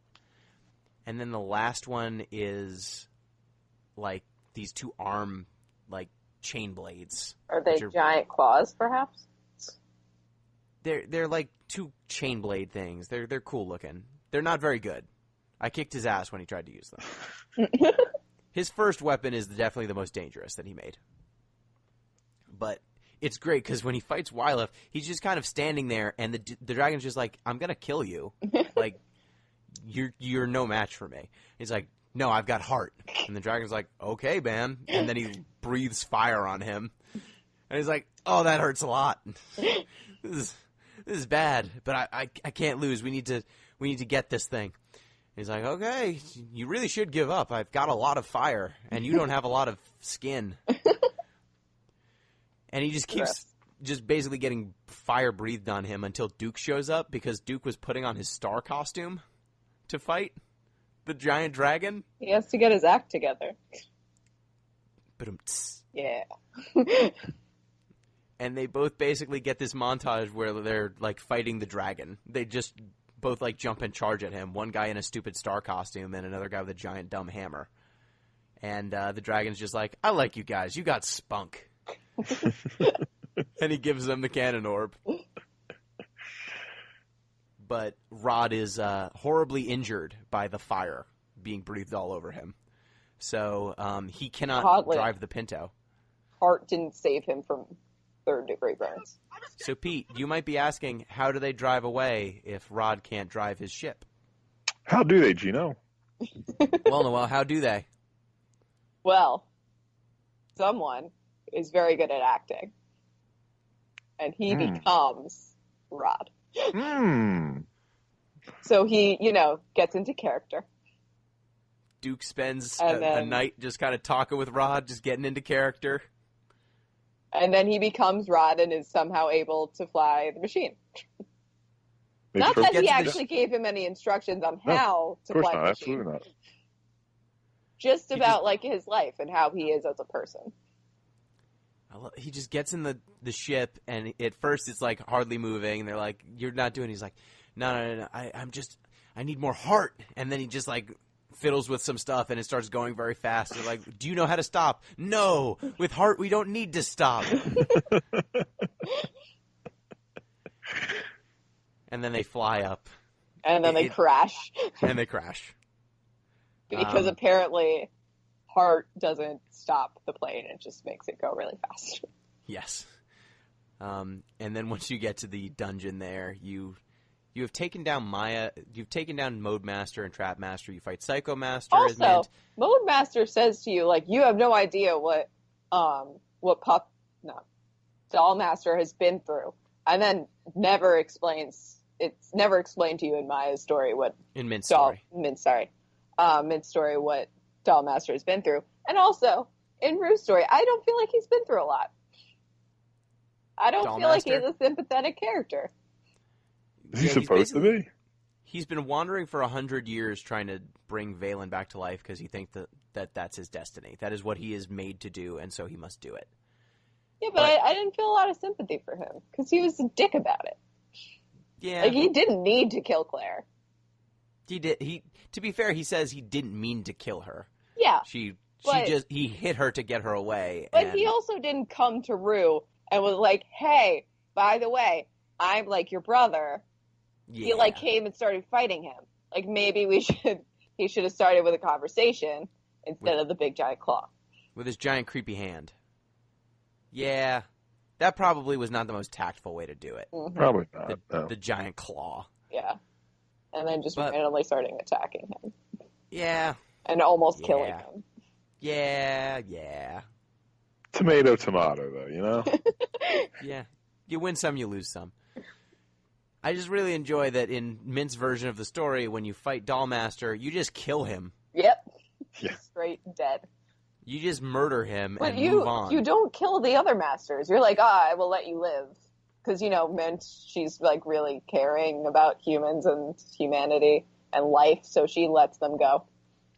Yeah, she lets Trapmaster live. She lets Modemaster live. And I love with Psychomaster. So with Rue, Psychomaster, like, uses the last of his power to try and attack Rue. And Rue, like, slashes him to stop him from doing whatever Rue was going to do. And he's like, even in my last moment, you are too strong for me. And then he goes down. He survives, but, like, barely. With Mint's story, you say, okay, in 10 seconds, we're going to use all our magic, and then may the best person win. And you do the countdown, and then at 0, she drop kicks him in the chest. She's a boss. That's what she does. Yep. And then you take on Valen. People and takes names. And over the world. When you take on Valen, he possesses Rue in Mint's story. Which, fine. And then it basically plays out the same, except Maya gives you all of the power from the Book of Cosmos so that you can take on the final boss. Mm-hmm. And the final moments for... Oh, right. As the place is exploding, like, in Rue's story, Rod, like, comes with his plane, saves Mint, and then they fly away. And ultimately, Rue is saved by Psychomaster, who sacrifices himself. In Mint's story... her and Maya are trapped, and they escape by drop kicking the Book of Cosmos until it has enough magic to teleport them away. Mint teaches Maya how to drop kick, and they drop kick the book until it works. Amazing. And then she heads back. Her final thing is she heads back to her rightful place on the throne. And but Maya's like, we'll rule together, and then she's like, great, and then she like talks about how she wants to rule the world afterwards, and then she's like, you know what, never mind, I instantly regret this. You can't help take over the kingdom. You can't help me rule it. You can't be trusted with anything. And then she's like, well, you already said so no takesy backsies. So there we go. Yep. She's like, let's just take over some other kingdoms. We're already ruling one kingdom. Let's just rule all of them. Just the rest of the world. What? I don't see a problem. Yeah. So that's kind of those are the two stories. Which ones did you enjoy more? Hearing all this, I kind of wish I had played Mint's instead of Rue's. Like, Rue's just sort of, he's boring, and his story's boring. But Mint at least has the benefit of, trying to conquer the world. Being amusing? Nice. Yeah. Yeah, like, Rue's story is a traditional hero's arc, right? You get the character dying at the beginning, he's got his motivations. Except for the weird romance part of it. Beyond that. Yeah. I mean, a lot of hero stories have romance. They just aren't also his sister. Yeah, they're not, like, mother wives or whatever. Yeah. Yeah. So that's a little weird, but, you get the kind of generic origin story. You get him trying to do this heroic thing. He's an artificial creation, and does that mean he has free will or not? You get that storyline, which has been done a million times, but hey, what can you do? And hey, we played it anyway, so thanks a lot, Gino. And when it's all said and done, he's left in a kind of happy place. He's reunited with the love of his life, who's also his sister mother, and everything's hunky-dory. Mint's on her way. Very normal story. Also, but the end of Mint's, I feel like, is very unsatisfying. Yeah. In the way that she doesn't take over the world, which I felt gypped. I wanted to see the world taken over by Mint. See what that looks like with the dragon next to her. And also, Rue doesn't get Claire back. Yeah. No one is happy at the end of Mint's. Everything is exactly the same as in the beginning of it. That sounds right. Rue's like, I'm going to go try and find another relic to bring Claire back to life. And she's like, good luck with that. Yeah. Cool. Bye. Just don't try to take over the world. That's what I'm... That's my thing. Yeah, and with Rod, he's like, goodbye, Mint. And Mint's like, I'm not going to say goodbye. I have a feeling I'm going to see you again. Deuces. Yeah. Where, Me like, Johnny with Rue, Wolf. it's like, yes, you have heart and I have heart, so we will probably meet. And Rod and Mint are just like, you know what? I'll see you. It's not sentimental. It's just like, yo, you're cool. Like, I'll catch you on the flip side. And I feel like Mint's story is really unique because you don't usually get a character this unsympathetic who is your main character. And they managed to make it work. Like, Mint is greedy, she is selfish, she is conniving, but, like, her ambition and kind of joy makes up for all of it. Like, her charisma. Yep. And I just really think the story with Mint is actually standout. Like, I would play Mint's story as a standalone game, and that would be fine. Because I've never seen a character like her who is not a joke in someone else's story. Mm-hmm. That's a fair point. Yeah, you never really see that as the protagonist. Like, she makes a ton of sense when she's in Rue's story as, like, the ha-ha-ha comic relief character. Yeah. But you don't usually get the comic relief character as the central actor. And then, from Mint's perspective, Rue is this brooding, sad boy who just is always around. He's just always around being sad and whining about some girl he knows. And getting in your way. It's a great description of Rue and his overall functioning in life. Just brooding, sad boy.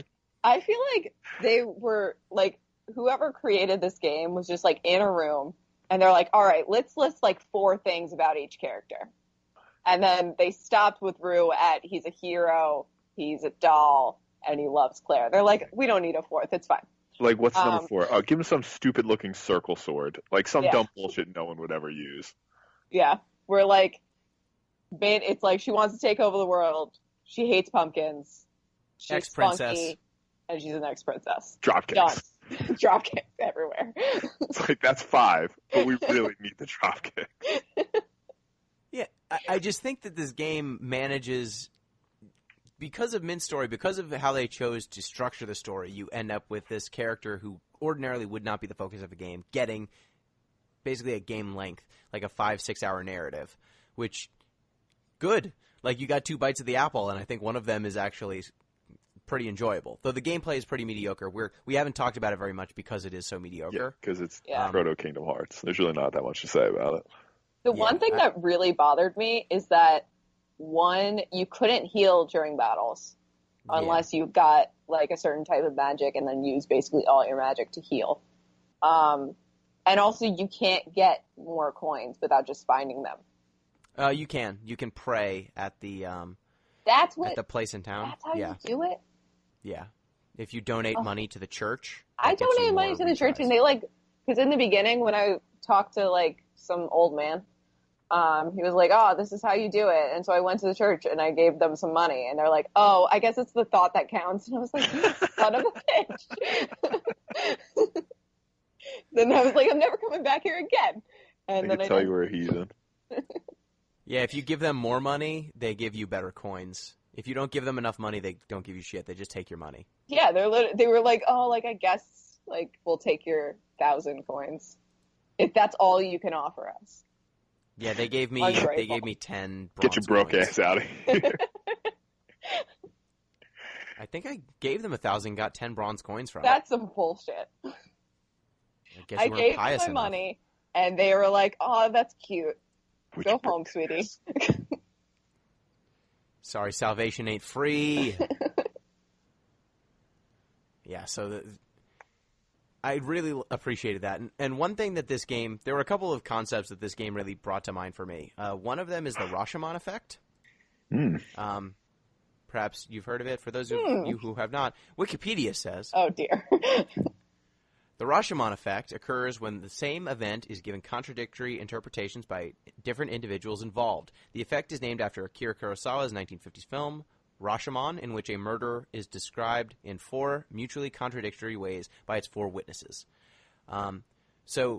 And more broadly, the term addresses the motivations, mechanisms, and occurrences of the reporting of the circumstance, and so addresses contested interpretations of events, the existence of disagreements regarding the evidence of events, and the subjects of subjectivity versus objectivity in human perception, memory, and reporting. So it's basically just the fact that eyewitness accounts are in no way reliable because everyone has their own perception of what happened. Exactly. And okay. I think that this game That's kind just of gets... psychologically true, but go on. No, I think this game gets fascinating when you think about it as 2 contradictory interpretations of events. Because the story that these games are, these 2 storylines, right, Rue's and Mint's, they intersect in a number of different ways, but they do not intersect as though they are 2 pieces of the same puzzle. They are actually mutually contradictory in a number of ways that we've highlighted when we were talking about each of the stories. They could not both have happened the way that each character said they did. And so you're kind of left with the question, is this 2 tellings of the same story, or are these 2 completely different stories that have that just happen to involve the same characters, but otherwise, they hold no objective truth. One of them is not more real or more canon than the other. So what did you guys think in terms of like the canonality, I guess, or the kind of the truth of this story? Do you think it's somewhere in between these 2 versions of events, or is it that these 2 events just have no contextual meshing between them and we just kind of need to accept that? Yeah, honestly, I don't think they were really made with an eye towards synthesis. I mean, there's really no justification for me saying that beyond the fact that I don't think that they synthesized too well, which would seem to just be more bolstering for your argument, Gino. But it's what's the word I want? It'd be my guess that the developers just made 2 stories that they're like, all right, these are going to follow basically parallel tracks, but they're not necessarily comments on the same series of events. Like, I think this is more of a parallel Earth situation than a, epistemological question. Yeah. And Noelle, what do you think? I could see it as being different tellings of the same story. Because most of the events happen the same way. You're seeing them from the different perspectives. But all the events, like all the conversations and all the like steps you're taking the same steps as both characters. Mm-hmm. You're just as the different character. And really, in your own story, you are always the main character. You know what I mean? Yeah. I agree. So they're always like, you're the hero of your own story. So in their minds, they were the ones that defeated the Valen and saved the world and did what or not saved the world, maybe conquered the world. And although I feel like the only one thing that like slightly adjusts that is the fact that Mint didn't get what she wanted. Yeah, and I would say, like, at first I didn't think that these, there's an alternate world thing going on. I thought at first I thought that they were the same story, because early on these were largely the same. Like, there are some conversations with Klaus early on that are slightly different, but Rue always is like the first person to jump off of kind of a cliff early on, regardless of whether Rue or Mint is the first person there. There are cutscenes that kind of end up with kind of being 2 puzzle pieces that fit together. Mint shows up after Rue is already there, or when Rue is talking, Mint shows up. So depending on which character you're playing as, you get some cutscenes where Elena will kind of tell Mint, oh, Rue can turn into a polywog. Well, in Rue's version of the story, she finds that out early on in the game. In Mint's version of the story, yeah, to save her from Smokey and Blood. But in Mint's version, she saves Elena from Smokey and Blood. So when did that happen? You get some moments where Elena tells Mint, you know, Rue's really strong, I can tell, because I spent some time with him at the Ghost Temple.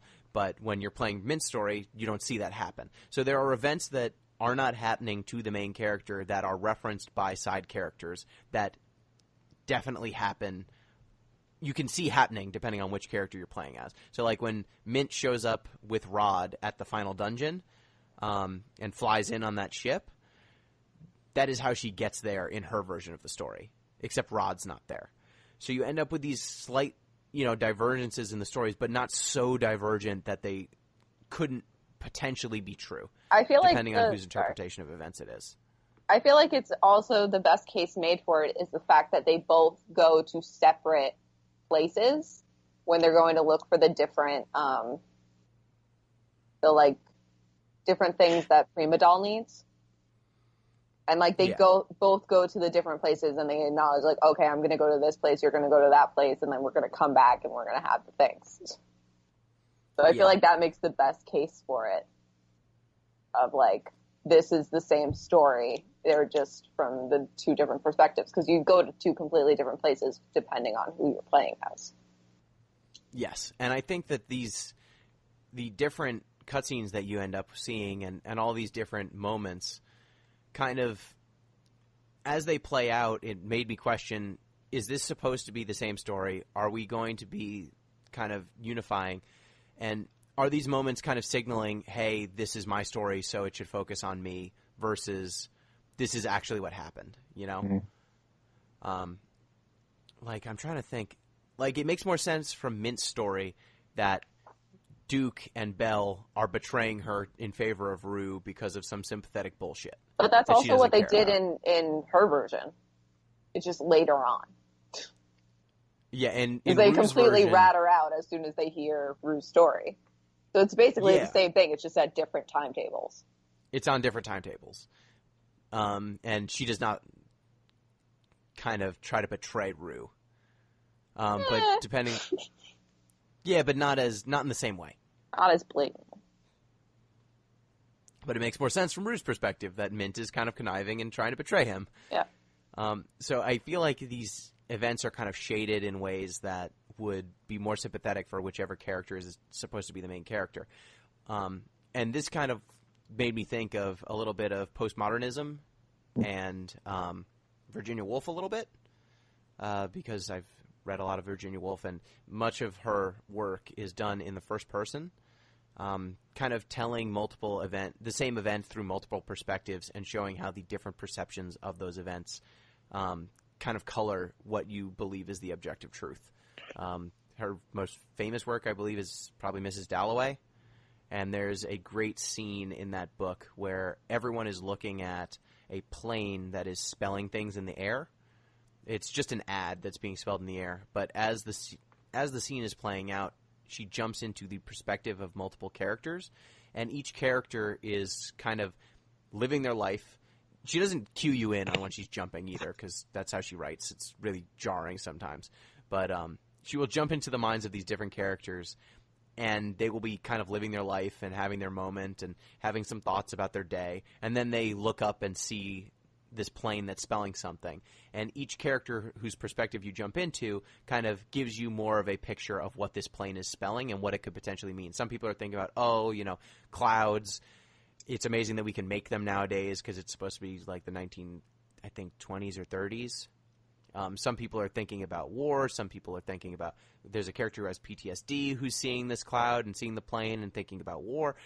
And ultimately, when it all comes together, it's just like an ad for, I don't know, it was like soap or something. It was a ridiculous, an ad that didn't really matter or have all that much meaning. But because you jump into all these different minds, you see meaning is constructed. It's trying to make the argument that everyone can see this single event in very different ways and take very different things from it. Mm-hmm. And I think that this game, oddly enough, as inconsequential as it is, kind of invites some of these discussions. I agree with you, sort of, Gino. My only problem with this sort of postmodernist bent to Threads of Fate is that it's not like that sort of different perspective is used to challenge meta narratives in the way that you sort of see postmodernism doing. Whereas Threads of Fate pretty much affirms the altruism, the power, the what have you of Rue's narrative throughout. Like all these other people sort of glom onto it. He turns that other doll's life around with these sort of dissertations on will. Even in Mint's story, there's still that presence of like, oh, Rue's fight makes sense. These are values that are true, are universal. So it would have been... Not wanting to take over the world, that's not universal? I mean, look, I'd love to take over the world. I think I'd be a great ruler of the world. Emperor. Right? I'd be God Emperor Peter. That's fine with me. But like, yeah, I think it'd be more interesting if Threads of Fate used Mint's story to challenge Rue's a little bit more. And that's, I think, the argument that I would make, is that Mint's story, in its absurdity and in kind of the flagrant ways in which it does not make sense that she should be a hero, the ways that it does not make sense that she should be getting the love and support of all of these characters, it kind of calls into question the seriousness of Rue's story. Because Rue's story is, it like we said, it is a traditional hero's narrative. But Mint's, in almost no contexts but this game, would make sense. Like, none of the ways that the characters interact with Mint make all that much sense. Like, that Klaus would try to help this girl save the world, like, take over the world. All these characters that are helping her just seem to do it out of, like, a love of her charisma and spunk. And that, like, many of these characters are, like, ancient beings of ultimate power. And for some reason they're helping... I like you. Yeah, this spoiled brat. You seem fun. Rue has to prove himself over and over and over again. He's making these impassioned pleas. Mint proves herself by drop taking. Yeah. Yeah. That's hard work. She even does, like, winks at the camera occasionally. She will, like, be talking to the audience in a way that Rue is deadly serious and does not have any sort of these kind of fourth wall breaking moments. But Mint's story is I feel like half the time when Mint is speaking, she is speaking in her own voice and also speaking to the camera and speaking to the person playing. So she's like Deadpool. You said. Yeah, she does a little bit of Deadpool. Like, oh, we have to find more garbage? Yeah. Come on. And so I feel like by kind of interacting these two stories, you end up with a kind of postmodern bent. Like, all these characters who are played relatively straight, even Rod the Blade Star and Duke and all these other characters, like, they're semi-ridiculous, but they do not get as ridiculous as they do in Mint's. Like, there's nothing as absurd as Rod and Duke fighting a dragon while Duke is dressed as a star in Rue's story, because it is mostly a fairly straightforward RPG storyline. So I think that when you start getting these two stories interplaying with each other, you start getting the epistemological question, and kind of the subversive elements. Though I wouldn't say that it's not the most overt, and this is probably much more of a reading than this game necessarily warrants. But yeah, I think it's there. Yeah. Fair enough. I think it's deep lessons. I think it's there in a way that I did not expect. Like, when I played this game the first time, and even when I was replaying it, I thought that the game would not necessarily engage with these topics that well. But Mint's story is so tongue-in-cheek and so winky, and, you know, so many winks and nods. Maybe it's just that the developers were having a ton of fun. But I think you get a little bit of this. I feel like the developers literally made Rue's story, and that was going to be the story. And then they were like, yeah, but what if we saw it from Mint's perspective? And then just did that. And, like, made it fun. Because they were probably like, Rue is far too serious. Let's lighten it up. And I think it's good that they played them off each other, because then you can look at Rue's story, and rather than it being tragic and a hero's story, it's kind of like, yeah, he's being kind of ridiculous. He's being broody, and he's willing to sacrifice the entire world for this one person whose relationship he can't define. And Sister mother. But of course.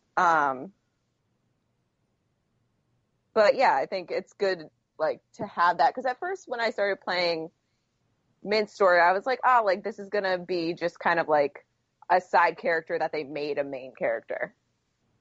And it's going to be boring because she's not going to have that much to do. But she ended up being, like, her story ended up being more interesting and more fun to play than his. Which I think goes to show that maybe more people should be focusing on the side characters rather than the hero. Yeah.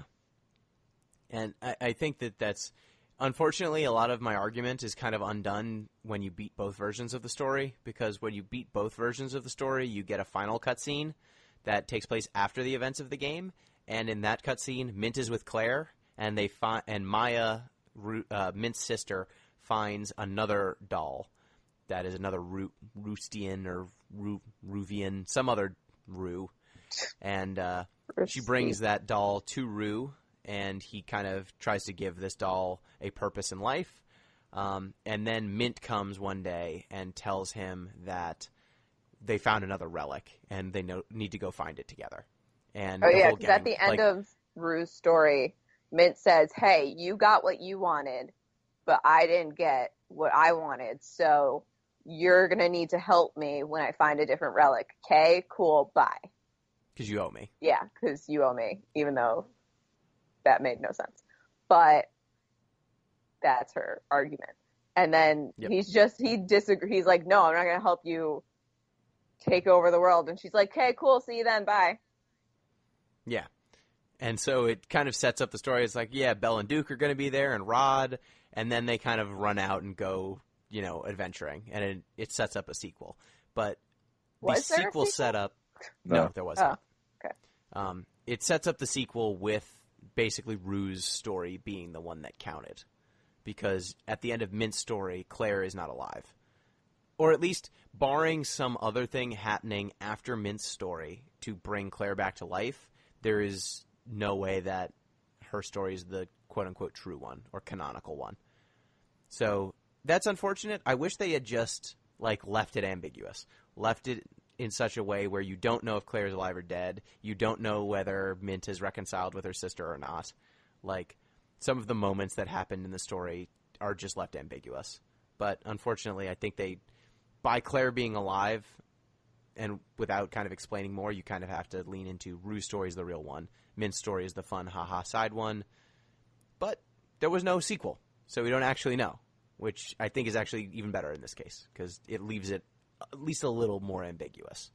I mean, Claire, he could have resurrected Claire with another relic that he found. Yeah. I mean, if we want to just... Yeah, but she didn't say that in her version.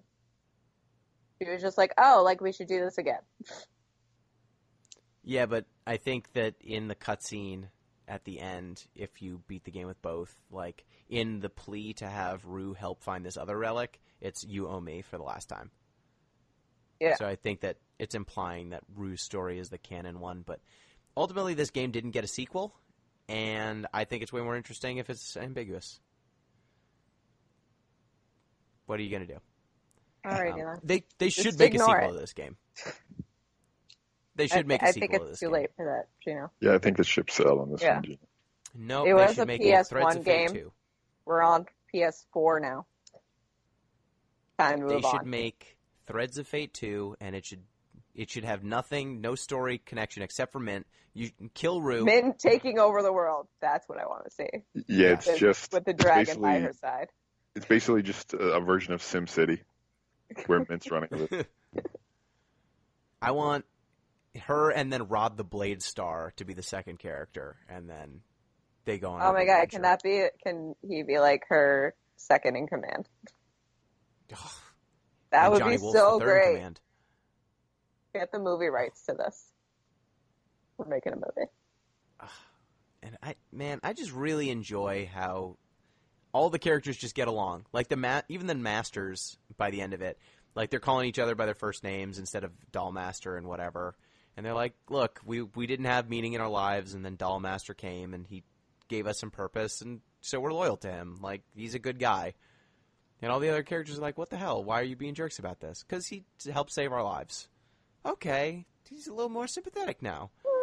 And we're not going to kill any of you guys. You're all going to just kind of go off and let bygones be bygones. It didn't really make sense that Mint didn't kill any of them. She kills Dollmaster. She kills dead. Dollmaster, but I'm saying any of the other ones. That's true. But she does kill him super hard. Yeah.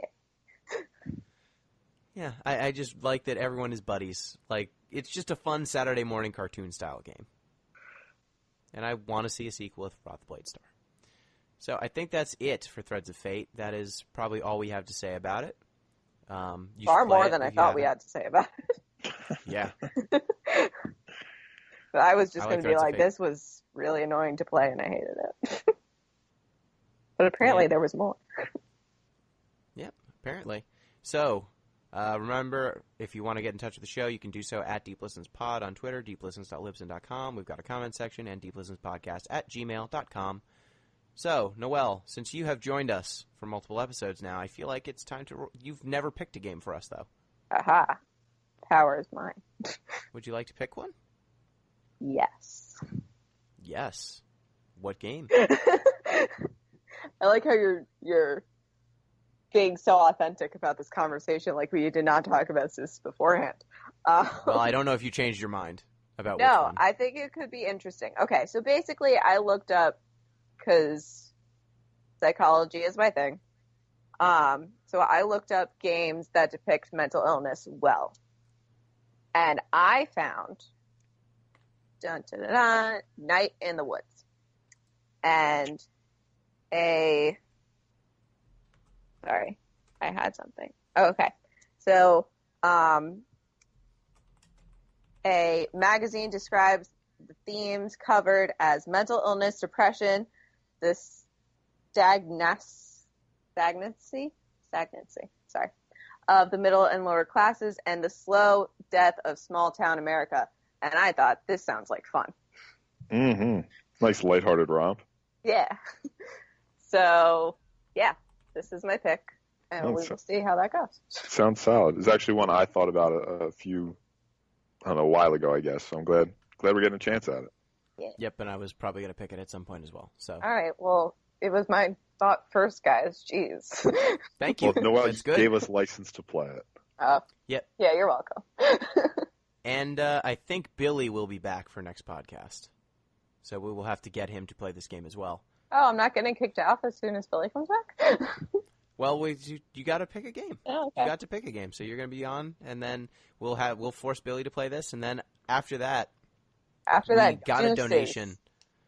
Well, no. No. Well, if you want to stay on, that is your call. But after that, we're going to be playing, I believe, Ape Escape 2. All right. Because someone made a donation. Yeah. Someone made a donation for the community endurance run, and now that we've got everyone who's got a PlayStation 2 back on, we can play that. Been real, guys. But next, we will be playing Night in the Woods? Yes. Yep. Let's do Night it. in the Woods. All right, thank you, everybody. Till next time. Thank you, Pete. Always a pleasure, guys. Make sure you tune in again for the next one. Thank you, Noelle. Thank you for having me. This will be fun. I'm excited to play a game that I have picked this time. I feel very powerful. All right. Till next time. Peace.